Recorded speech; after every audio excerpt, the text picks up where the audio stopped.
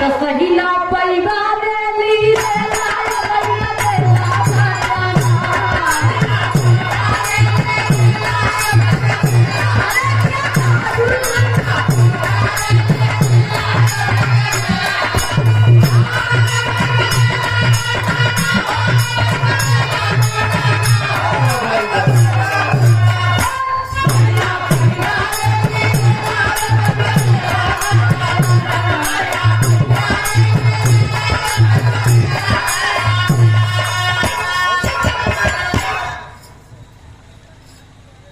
स्वर्गी लाल जी गुरु जी का वही अब गदेला बाड़ेला सामना पैगा रेली रेला वही गदेला बाटे कि हमारे सामने लाल जी लहरी गुरु जी से प्रोग्राम कहानी तराउल में हम आगे हैं, हम बीच में रहे, आगे गुरु जी रहे, अब एक बगली राजेश बाला रहे। कहाँ है सोना है? आज हमारा कोसी पहला मुलाकात बा। हम कहा गुरु जी आशीर्वाद दिए। कहने पगली है कि क्या बात करो, मेरा आशीर्वाद रहेगा, बहुत आगे जाऊंगी। हम कहा बस ये हमका आशीर्वाद चाहिए। हम कहा गुरु जी अगर आप कहीं नहीं तो हम ही जो थोड़ा नहाए दे, हम कहा नहाए रहे। कहने पगली नहीं यार एकदम चाप बिगाऊंगे। ठीक है, हम कहे ना महिला बंदा बाटाना, अरे ना महिला बंदा बाटाना, तो चाप अब हो जाएगा तू।